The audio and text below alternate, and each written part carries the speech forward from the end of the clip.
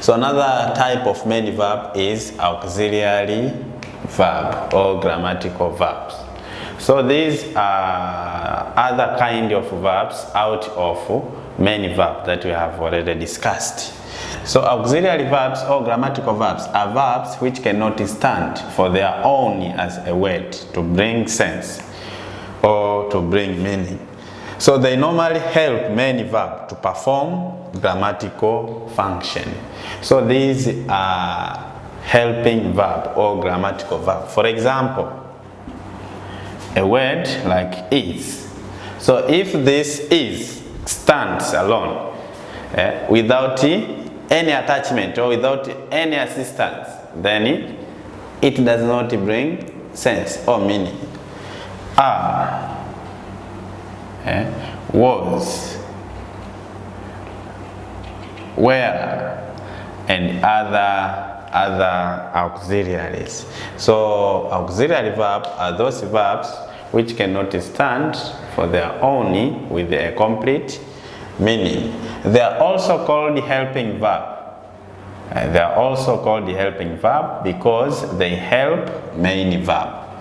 They again called grammatical main verb because they mark grammar in a given sentence, and they include one amongst of those is be verb, and this be verb are those like is, are, am, and be.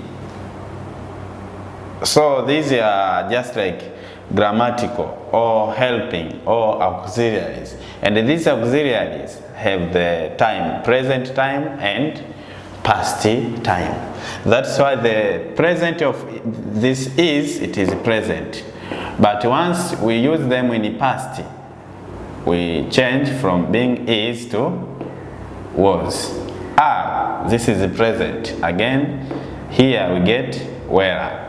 Am, it is present. Was, it is past.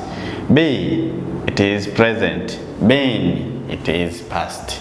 So these are some of those auxiliaries.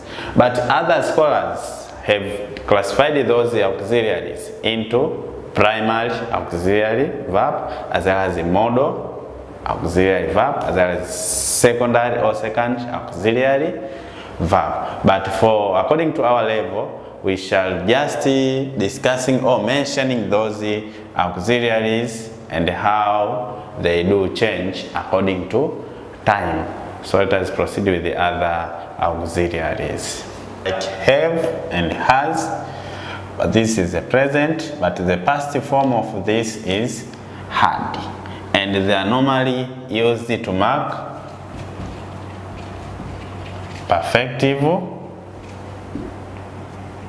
time once they are used as auxiliary verb. Since these auxiliaries in other circumstances, they can be used alone.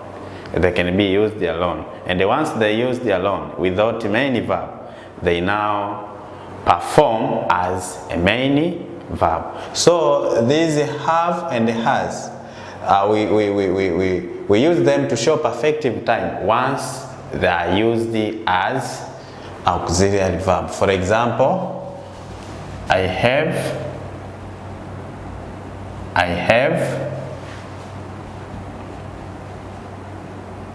taken a car. I have taken a car. So this have here shows perfective time. It is an auxiliary, but the main function here is to show it is a perfective time. So here we have and en in verb. So how or where do we use have?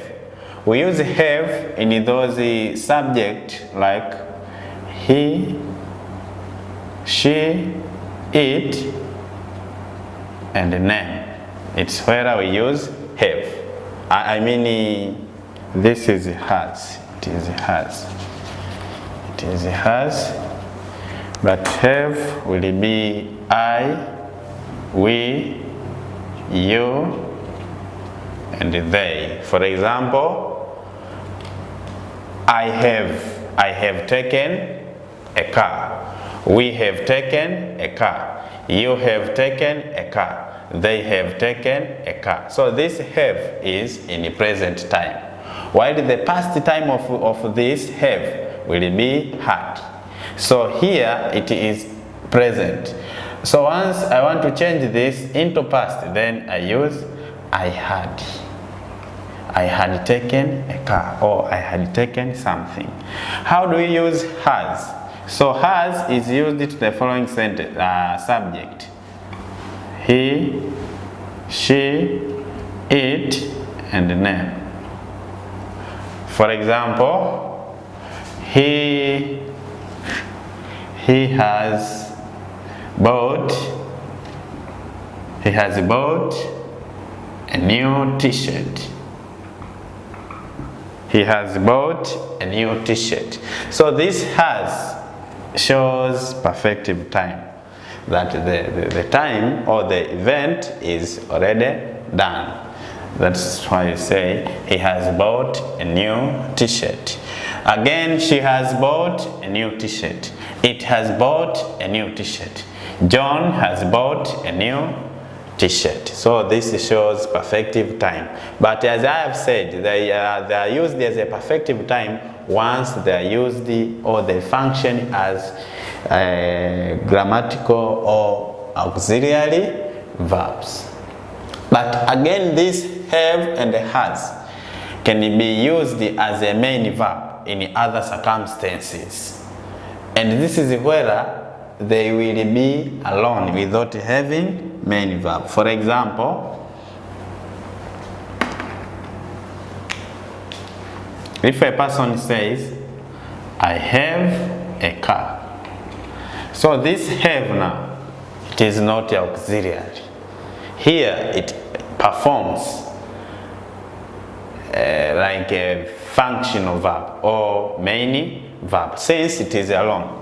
So once a person says, I have a car, this have, this is the subject, that is a pronoun. Again, this have is a verb, that is main verb, while this is subject, that object, that is a noun, a car. Why here is used as main verb? Because it is alone. And once a person says, I have a car, this shows ownership or possessive. This means this person owns a car. And he or she says, I have a car. She has a baby. She has a baby. So once we say she has a baby, this means this girl owns a baby. So this is subject, that is a pronoun. Again, this has is a verb, that is main verb, and this is object, that is a noun. So this is the usage of this have and has.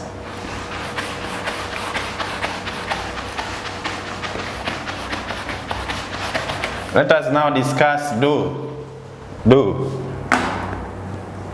Do is also auxiliary verb. It is also an auxiliary verb or grammatical verb. And where do we use this do? Have you ever seen do as the auxiliary verb? So most of people think that do is a main verb, while it is also auxiliary verb. And this auxiliary is used in simple present tense, especially for question or negative form. It's where we have the process that is called do insertion. For example, I have a sentence that he plays football. So this is our sentence. While we want to change this sentence into question or interrogative form. So here the process that is used is to find out auxiliary verb, simply because those simple tenses in their appearance they do not have auxiliary verb. They have silent auxiliary verb, and this silent is this do. So in here we have to insert do so as we may change the sentence into question form. And this do we have to insert in between subject and main verb. Simply because those auxiliaries, once they are used as auxiliary, they must be before a verb, before main verb. So they must be used before main verb and not after main verb. So here then our sentence will be he do plays football. Okay? He do plays football. But since we have auxiliary do, so we have to reduce the responsibilities from main verb. Since the headmaster, there is headmaster and second master. So if headmaster is there, then second master is there. So other responsibilities and the duties are reduced from head to second. Since this head is a boss, so even here, this main verb here function as a boss. So other responsibilities or duties have to be removed from boss to assistants. That's where this S is removed into do. And after this removing of this S to do, then we get S form of do as the result of having a word does. Then since this word, this S is removed into auxiliary, then we shall be remained with the play. Then our sentence, he does play football. So this is where do is mostly used. So it is mostly used in those negative form, question form of simple present. So from here, it's where we may have question form. Whereby in question, we have to start. We make movement. In the subjective place become auxiliary, while the auxiliary place. So this does he play football? So this does is from removing this S from the main verb to auxiliary do. Other example, we go to school. We go to school. So here we may have this sentence into question form, that we have to insert do auxiliary. Then we do go to school. Then after we have to make movement. Do becomes in subject, then our sentence becomes do we go to school.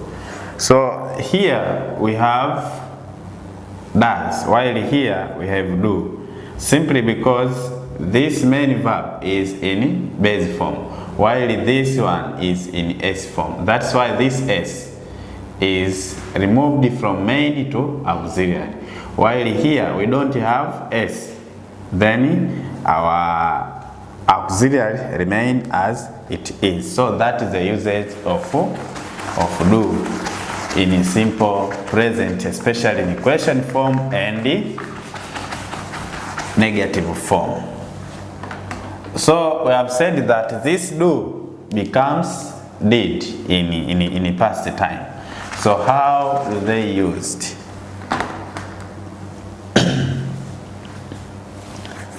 Did. For example, I played very well. I played very well. Here, this is a simple past. So we want to change or to write this sentence as a question. Then we have to insert. We have to insert do so that we make the movement. I do played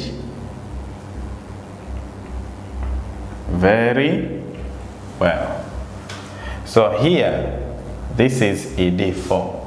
That is to say, it is in a simple past, or it is in a simple, it is in a past time. So even this auxiliary do now, it has to be changed from being present to past.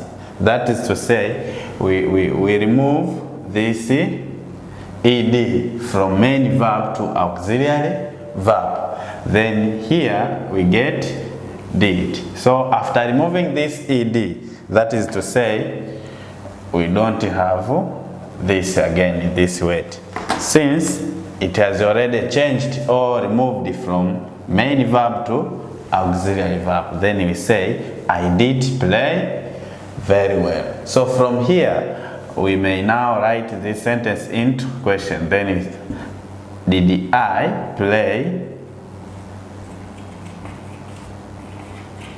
Did I play very well? So here there is auxiliary verb did. So once you see a sentence like this, you know that it is a simple past, but it is a question. So here there is the usage of auxiliary verb did. So we shall discuss them in their topic. Here I was just trying to make more clarification so that we can know how do they used as auxiliary verb, especially do and did. Another auxiliary is can. Can, that is present in the past, it becomes could. I can play. I can play football. I can play football. In the past, I could play football. Again, we have will and shall.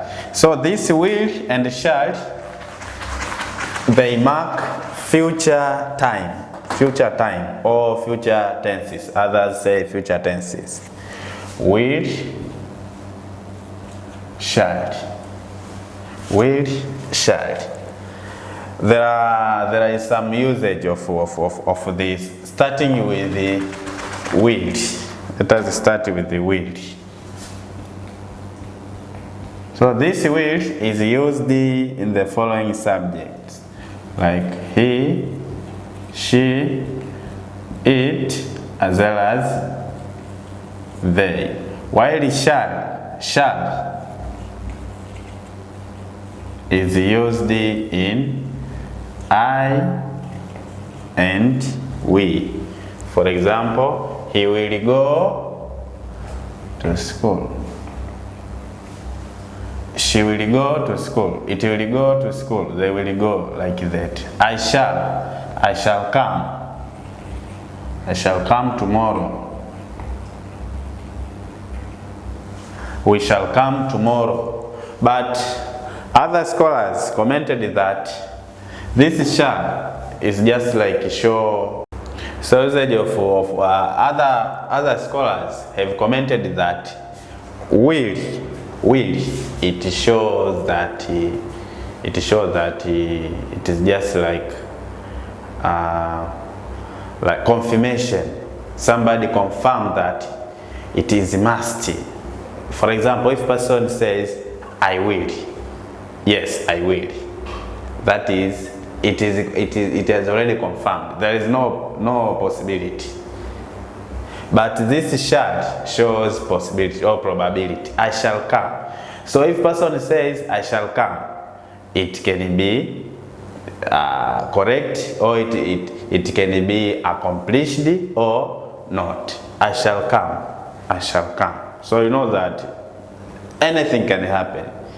Either it can be okay, he comes, or not. So this shall will be used for these two subjects, while will we normally use in these three subjects. But the past form of will is would, while the past form of shall is should. and they have their special usage, which we shall discuss at tense sessions. Other subject is like, other auxiliary is must. So must, which does not have the perfect form of must. And the must, as we know, I must cook. I must cook. So there is no way, there is no option. It's just only to show that this event must be done. So these are some of our auxiliaries. They are not only these, we have a lot of them. So let us now have a task so that we can have a knowledge of how applying those auxiliaries. So our task is use the following auxiliaries to accomplish the grammatical sentences.